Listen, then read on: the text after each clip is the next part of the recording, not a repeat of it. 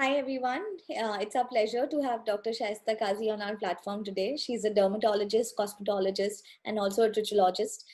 She's been running two centers in Mumbai. After her MD and DVD from Mumbai, she flew to Thailand and Miami and did her super specialization. Today, she works in the area of dermatology, cosmetology, and new technology, with lasers, threads, injectables, etc. But her special interest beside the aesthetics medicine is in pediatric dermatology. Not only does she have an in-depth understanding of various pediatric issues, but also being a mother of three, she excels in making children comfortable during examination and treatment. Today she'll be sharing tips, tricks, advice, short exercises which can help us feel good, which can help us improve our skin and hair as we go through this roller coaster ride of pregnancy, post delivery, and during lactation. Thank you, Dr. Shaista, for joining us today. It's a pleasure, honey, and you're really doing a great job by collecting so many doctors and other people who can actually help the parents and the mom right at the time when she needs the most help. And Thank sometimes you. she's most alone at this time. So she needs every guidance that she can get from reliable sources. Thank you so much. So, Dr. Shaista, I just wanted you to basically, start with telling us a little bit about how important it is to take care of our skin and hair during pregnancy, because that's one thing that we've heard time and again, that it becomes the most beautiful during this journey of pregnancy, and you don't need to really worry about it. So, but from your perspective as a super specialist, how important it is for every pregnant woman or during postpartum to be attentive to your skin and hair. Okay, so see, I would like to start this by saying that we women, generally, when we're young girls, we really look after ourselves. But once we become mothers, once the process starts, somewhere we put ourselves on a back seat, on a back burner, and everything becomes about the child. Mm-hmm. Right? And what we do mirrors everybody else's reaction to it. So for everyone, it becomes about the child. So the pregnancy is the last time when you're going to be alone without your baby. This is the time you can build a foundation on which your skin is going to last for the rest of your life. So look after yourself right from your pregnancy. Don't be fooled by the pregnancy glow, because that is going to fade in the so-called fourth trimester. So let's start looking after our skin right in the beginning. I was seeing another talk of yours with Dr. Nozair, where he said that it's so important, to prepare yourself for the pregnancy. The Absolutely. same way, during your pregnancy, it's extremely important to prepare yourself for what's going to happen after that, so you don't get completely shaken up after your baby comes out. So we need to start early in the pregnancy to build your skin barriers, to build your hair in a way that it lasts even after the baby's out. Mm-hmm. So we'll start with prenatal, okay, the first trimester. As the news comes, you're pregnant, you're so excited, skin is last on your mind. And generally the signs start showing towards the end of the first trimester. Mm-hmm. For some women, they're really lucky, have glowing skin, great hair. But for some women, acne starts right in the first trimester, pimples. These women could also be among a group of women who've never had acne before. So they've Understood. not had adolescent acne, they've not had any teenage problems. So they're really wondering what's wrong, and they're like, pregnancy doesn't suit me. The issue is that we can't do too many treatments at this time, because we wouldn't use retinol creams, we won't use isotroin, even benzoyl peroxide. The studies are not enough, though some doctors do prescribe it. Mm-hmm. So what do? I mean, some of the doctors will be like, don't worry, it's all temporary, which it is. So most of these things luckily will go away, but we still have to live through those few months, and we just can't keep going like that. So there are Absolutely. some things that can be done. Like clindamycin is a safe local application. It can even be taken over the counter. Though I would always recommend going to a dermatologist, because it's a very sensitive time. But that is safer than the other things. Even certain antibiotics, if you come to us, we could give you something like azithromycin, which will help calm the acne down, so that you don't have to, suffer, because there are lots of other things that happen in during pregnancy.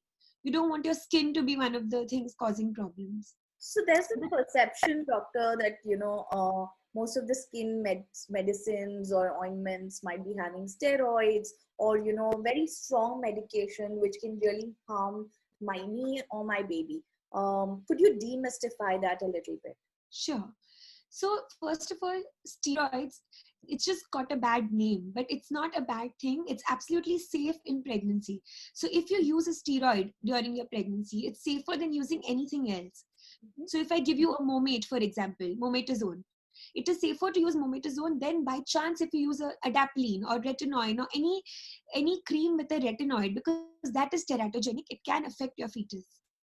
So it's very important you don't self-medicate during this time. And a steroid is not always bad if it's given to your by your doctor, but telling you that I'm giving you a steroid, maybe a mild potency or mid potency, because it will give you relief without any complications. Mhm. So trust your doctor, but follow them to the T. Don't just take a cream and then get busy with your pregnancy. Don't follow up and keep using it, because that could lead to some side effects we don't want. Absolutely. Also, So there are much milder things than, steroids and all, which can be used. Just plain antibacterial creams, so that it can just control the acne till it starts going itself. So there are things like, pigmentation, hair growth on body, bumps, etc. that come during pregnancy. True. Are these temporary or they have permanent, marks on your body, or do they stay forever? So luckily, most of it, everything is temporary. The pigmentation that you're mentioning starts by the second trimester.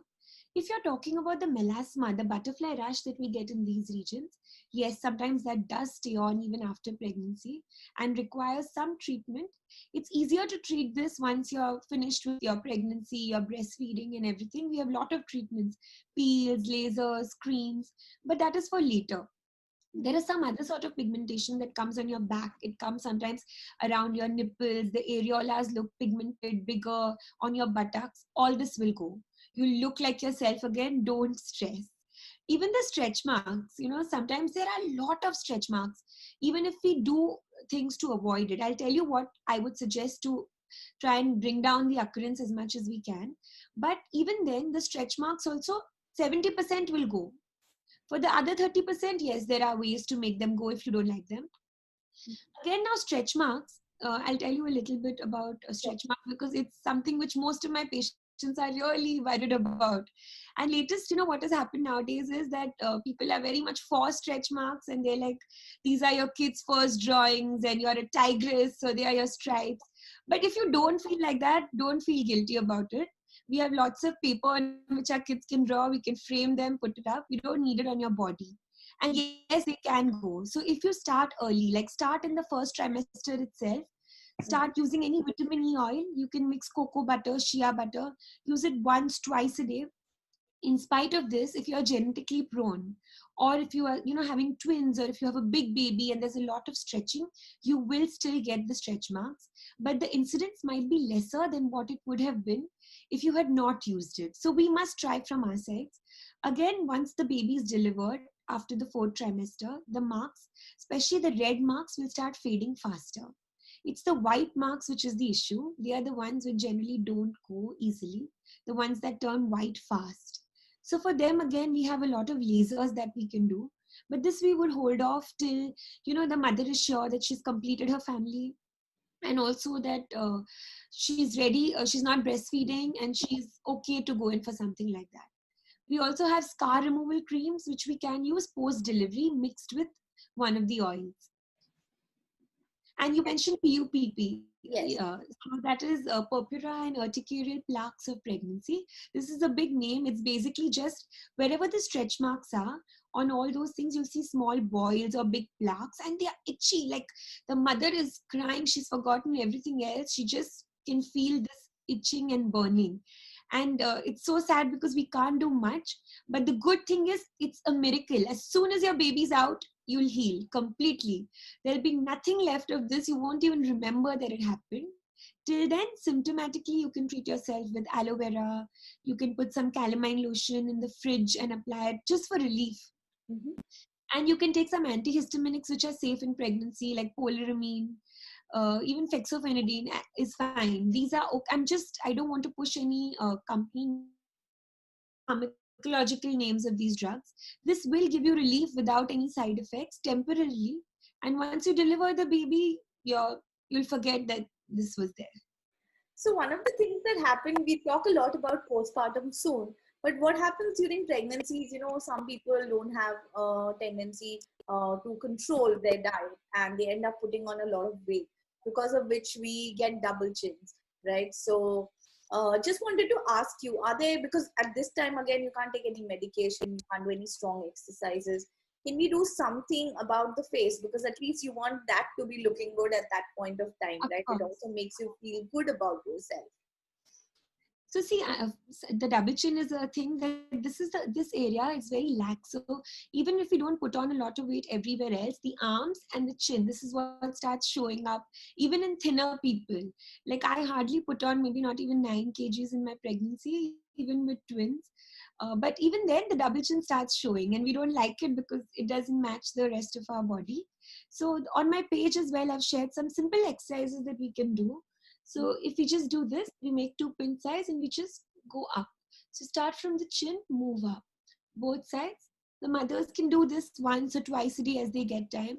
The other exercises like this, you go from the outer angles of the lip, 1 and 2 fingers below the chin.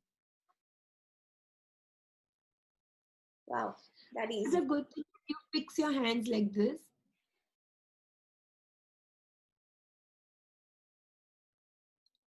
So there has to be a lot of pressure given below the chin so that you can feel the pull there. I might be looking funny doing the exercises, but I hope it's helpful. Yes, And it the is. I other thing, mean, I didn't even know there were exercises for, double chin, which was so simple and easy. one more, just keep your thumbs below your chin and push the chin down. So these are 4 exercises. They are very easy. They can be done while just sitting anytime, maybe twice a day, 5 or 10 counts each. This can just help to control it a bit and tone the area so that there's not less laxity and less appearance of double chin, as much as we can manage without, Absolutely. procedure. Absolutely. Uh, when is it a good time to start preventive measures, or, how do I know that I need treatment? And this is not just something that happens during pregnancy or postpartum. So see What now are the postpartum, symptoms? there are a whole new lot of issues that come up postpartum, like dark circles. For example, the mother doesn't get sleep and she's feeding through the night, sometimes even watching a lot of Netflix or reading books while she's feeding. So there's a lot of strain on the eyes. So again, and you don't want to go in for too many treatments right at that time. So in that case, what can you do? So again, I'll show you 1 or 2 exercises which can be done for around the eyes as well.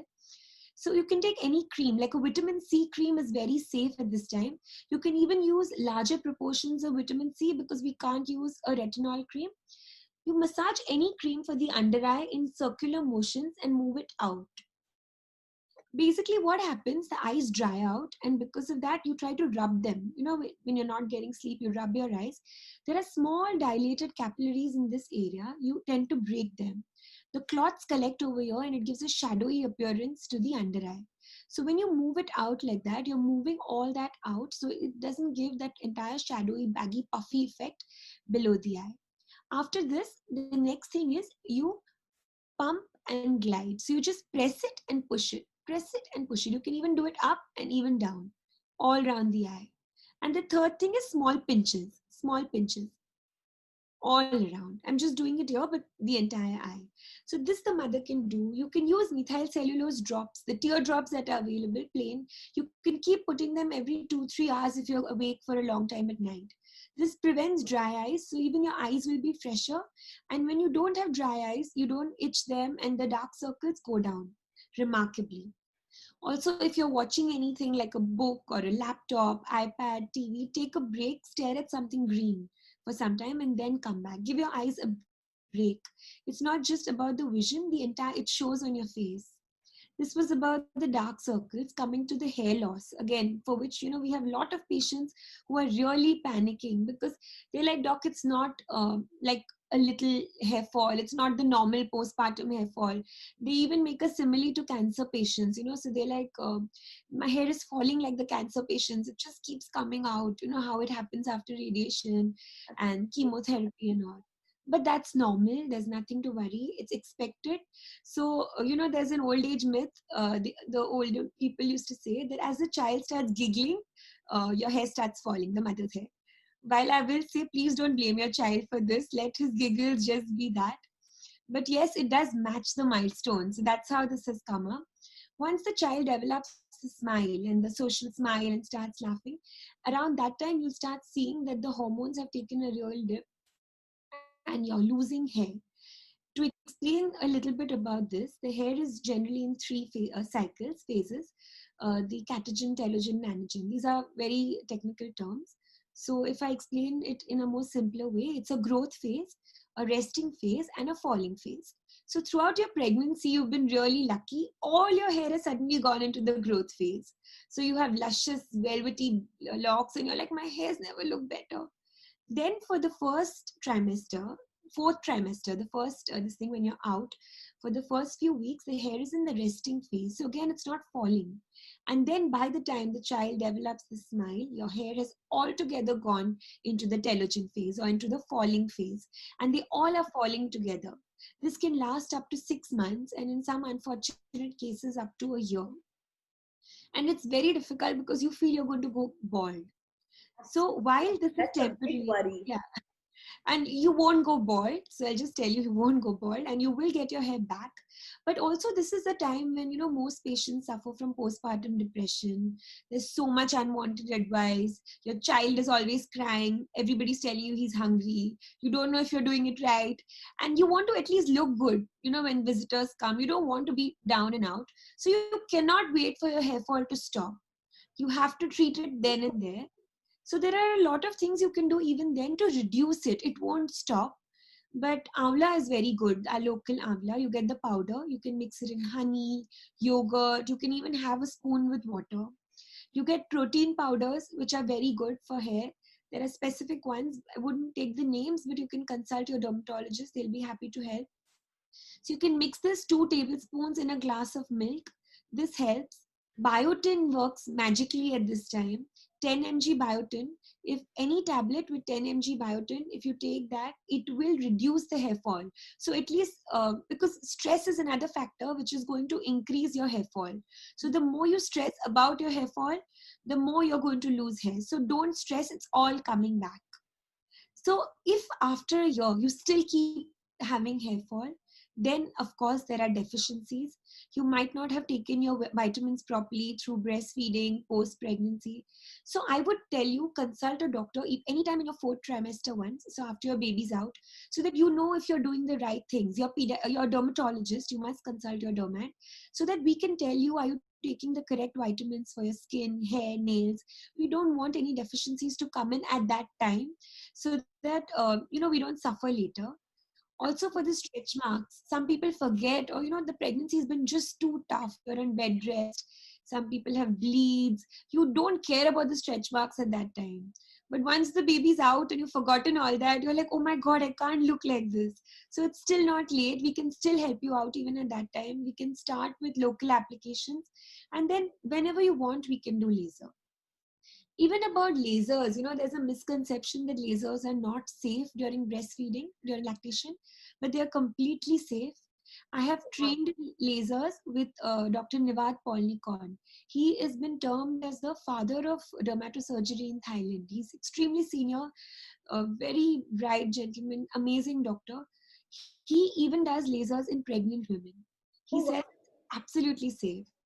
So while I wouldn't take that risk, I wouldn't do it. I trust him completely, but if I was a mother, I would not feel safe. So I don't do anything for my patients. I wouldn't opt for myself. But I've breastfed my boys for 2.5 years. I've done lasers in myself. Even now with my daughter, I'm still doing it. It's very safe. So if you do want, you know, a hair removal also, like we mentioned, you get a lot of excess hair during your pregnancy. Most of it, yes, it does fall off, the body hair.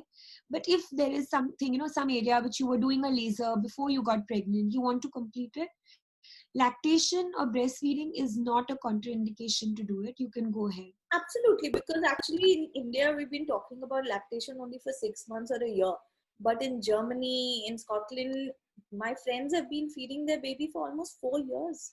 So So they go WHO through recommends lactation for 3 to 4 years. Absolutely. And why not? I mean, I understand it's not the primary source of nutrition, but it is a form of, it's a bond formation. There are so many good antibodies that we are supplying to the baby, and the baby feels safe. So 2.5 years easily can be done. If the milk is there, if the mother is willing, there is no reason not to. And there are no restrictions.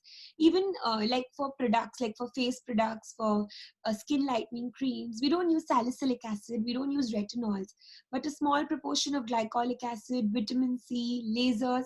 We can do everything on the mother. So she can keep breastfeeding and her skin and hair can look great. Wow.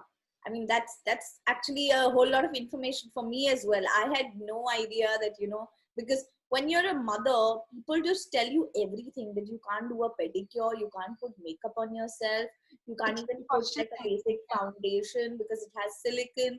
So, there are so many things that you suddenly start becoming aware of and overwhelmed with.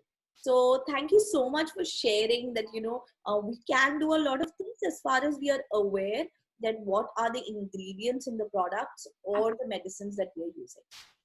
Because of this, I've seen patients who've stopped breastfeeding because they feel it's putting a halt on their normal life, their skincare, their hair care. So you can even color your hair when you're lactating. There's no issue at all. You can straighten your hair. Of course, be careful with the straightening because we don't want more hair fall. So maybe something like a cysteine is fine, but something like a keratin or the very harmful rebonding, yes, that will cause a lot of hair fall. But none of these things are connected to breastfeeding as such. So even if you are feeding your child, you can go ahead with all of this. Understood. So wanted to ask you, doctor, what are the changes in the skin post-delivery, good and bad? Right. So that's what I said. The fourth trimester or the first 3 months after your baby's out, that is when the hormones start playing havoc slowly, because there's a sudden decrease, the sudden fall in estrogen and all the good hormones which were making you glow and your hair look nice, all that starts going. So your hair fall is another big issue which comes up around that time. Pigmentation which is not going, so some of the pigmentation of your pregnancy will start fading by now.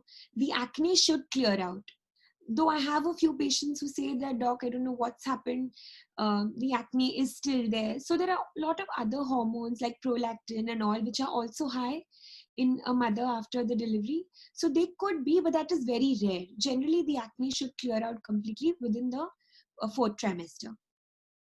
Besides that, the One of stretching. the questions that we are getting from a couple of mothers is, can we bleach the face during pregnancy, postpartum, or during breastfeeding? Postpartum, it's perfectly all right.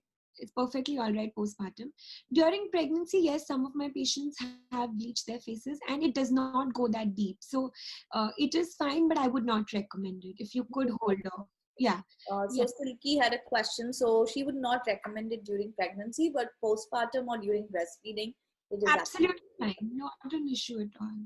absolutely. So can you just tell us a simple skincare regime for new moms? Because you're overwhelmed with doing so much, and now with the lockdown, you're almost like doing the household stuff, taking care of the family, the baby. So what is a simple skincare regime for our moms who are listening to us today? Yeah, sure. So basically, I must tell this not only to the new moms, even the others who have logged in, that just because we are indoors, it doesn't mean we don't use a sunscreen.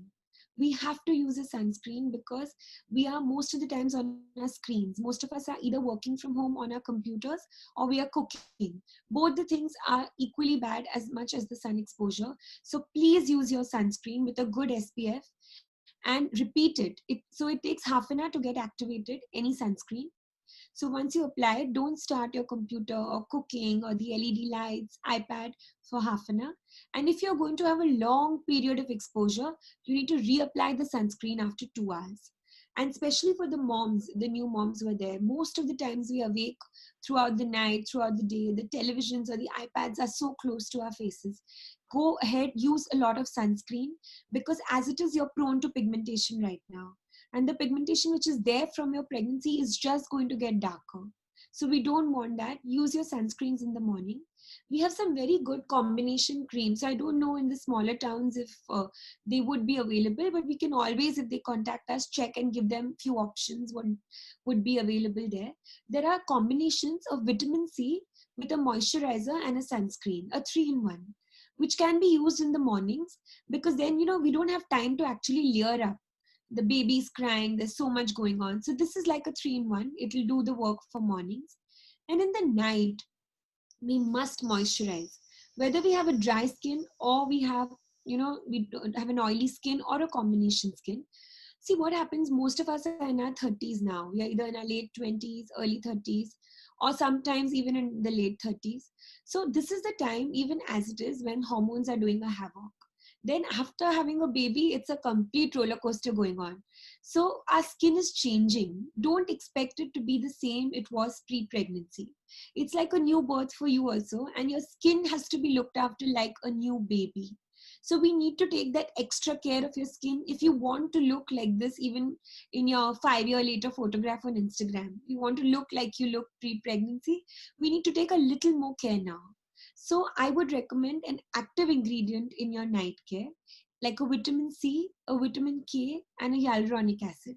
These are basic components. You can check either with your dermatologist, or even if you go to the chemist, if you see good brands, anything, you'll find things with these components in it.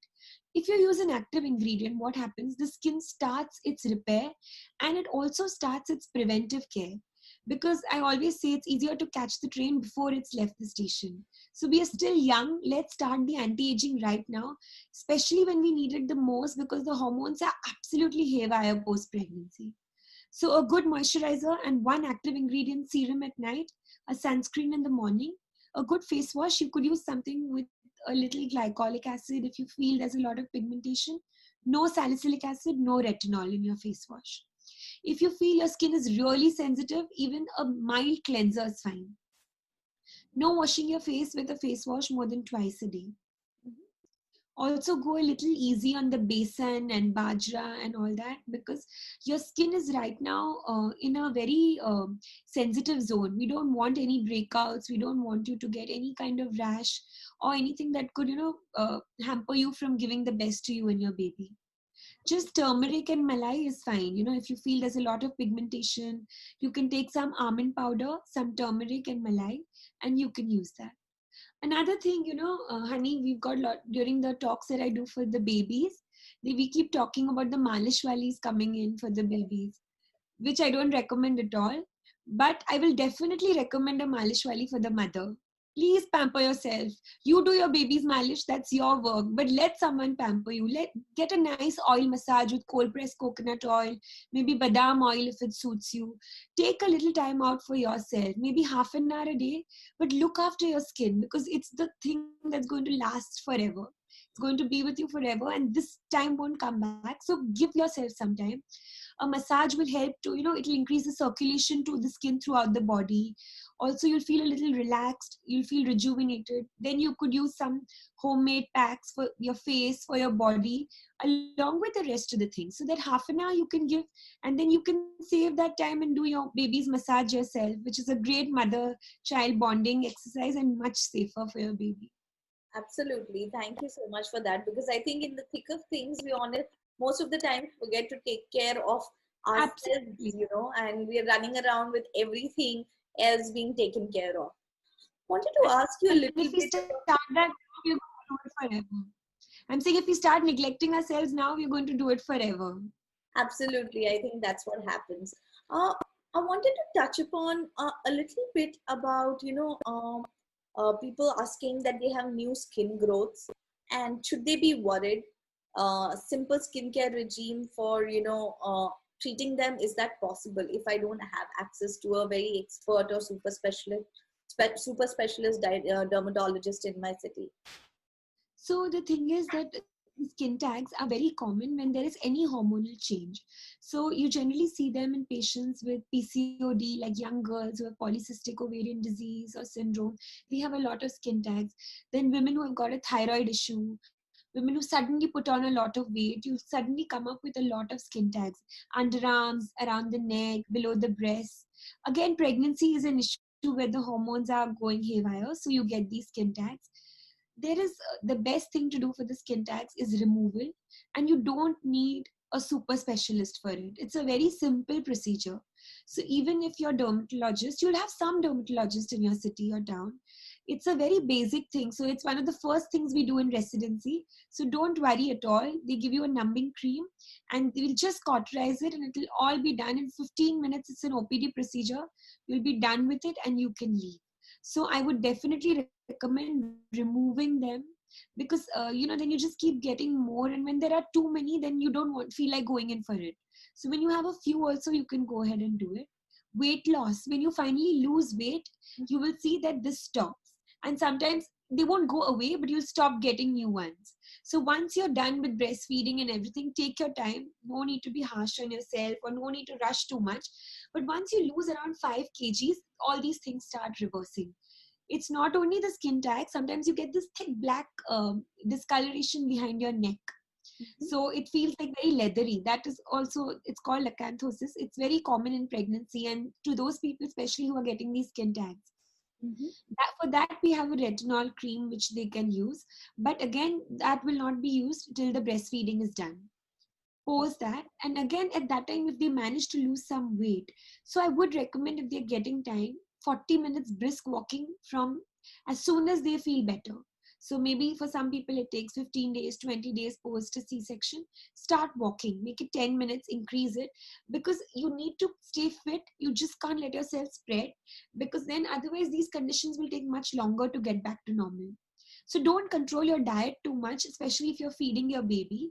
Make it healthy, don't starve yourself. Your weight will go, but start some exercise. Maybe after feeding the baby, when you're burping the child, you can walk, but make the walk a little brisk.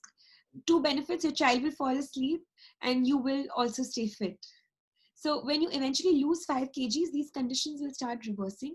Go to any dermatologist, everyone knows how to do it, and get your skin tags removed. Thank you. That was really helpful because a lot of times there are myths that we have around skin tags. We're not aware what to do. How soon should we do it? So thank you for touching upon those things. So we have a lot of people joining live. I just wanted to share with them that today we tried something new because yesterday we lost Dr. Preeti's session. We're actually live on Zoom with Dr. Shaista and we're live streaming it on Insta Live. So it's very interesting. There are a few questions saying that what should I do about breast sagging, and is that something that my dermatologist can address? So basically, this is more of a question for a plastic surgeon. But I will tell you from personal experience and also from my patients that when you are breastfeeding, that time during a pregnancy, the breasts grow a lot, like the stomach. And then again, you're feeding, so it will take time. Once everything is stopped, the breasts do get less saggier. So I won't say it will go back to your pre-pregnancy breast. It won't look like that without any artificial intervention. But yes, with massages and after you stop feeding, that is whenever you stop feeding. So please don't rush to stop feeding thinking that it will, whenever you stop feeding, it will start going back to not what it was originally, but become better than what it is now. Then there are a lot of massages. We do threads. Yes, we do threads, but this is only post, like after you finish feeding, if you're done with your family, we have these very safe PDO threads. So we insert the threads and they stay for a span of 2 years. They're absolutely safe. It's the same suture material that we use to tie on the uterus when we remove the baby. So they're self-absorbable. They'll go off on their own, but that lift will remain for up to more than 2 years. So that is that is what I can do for you as a dermatologist. Of course, if you'd like a breast lift, that is a completely different thing which a plastic surgeon could assess. But the threads also will help at least 45 to 55%. And that is a lot without a surgery. Absolutely. So I think you've addressed a lot of key questions that I think a lot of mothers face about skin and hair, the myths that there are around it. You've given us some very cool exercises that mothers can do without going through any invasive process. Is there any few tips or last words of wisdom that you would like to share with most of our moms today? Yes. So basically, the skin, we need to prepare for the skin, as it is, like I said, the age group in which we generally get pregnant is the time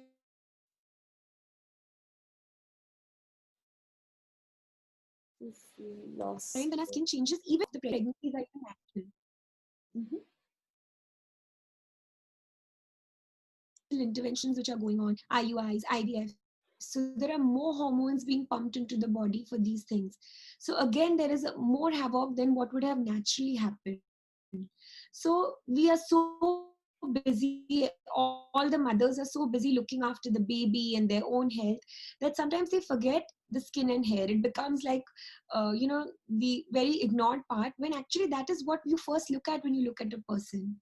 And then by the time we do realize, it's a bit late, because it's like, when you put a seed and the water you give, the tree shows it many years later. So in your 30s and during your pregnancy and postpartum, the way you're going to look after your skin and hair, it's going to show even up to your 50s. And now started conquering the world. By the time we feel we are there, perhaps we'll be in our 50s, and we'll still want to look like we look now in our 30s. So we need to invest some time, some effort into ourselves right now. I told you a lot of products which are safe in your pregnancy, which are safe postpartum. Lasers are safe. Or most of the things that have happened to you in your pregnancy will reverse themselves. So no stress, just stay happy and focus on yourselves first, so you can be the best version for your baby. Thank you so much on those words of wisdom, doctor, because I think that is something that, a lot of us ignore. But at the same time, I think your words of advice on that, we need to take some effort for it to actually look good, to actually take care of it more than it just looking good, for it to actually not go through any sort of, invasive process, or where it becomes worse than what it was. So I think those are very, very interesting takeaways for a lot of mothers today. I also want to let a lot of moms know that we tried again a new technology today. For people who've not heard it, we were on Zoom with Dr. Shaista, and we've live streamed it on Instagram. In case you all were having some issues on sound, etc., the live video between me and Dr. Shaista will be posted, so that y'all can watch it clearly and maybe note down the names of the medicines which y'all might have missed. So look forward to that. If y'all have any questions, please go to Dr. Shaista's page, Kolilens. It will be tagged on the post.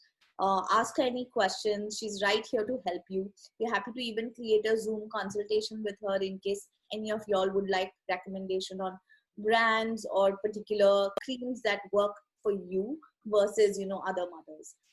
So looking forward to hearing from moms in case they require an engagement with Dr. Shaista.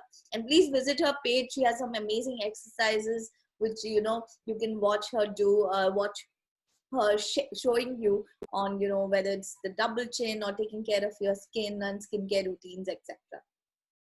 Thank you so much, Dr. Shaista, for your time today. I think everybody's kind of posting on Instagram, very informative talk. Thank you. Please come back again, and they want to hear more topics from you about, improving their skin and hair. It's been a pleasure, Honey. Thank you for this initiative. I hope we can help the new moms, and I tell the husbands also that give your wife a little time, help out a little, so that she can also look after her skin, and you will feel proud when you're walking next to her after a few years.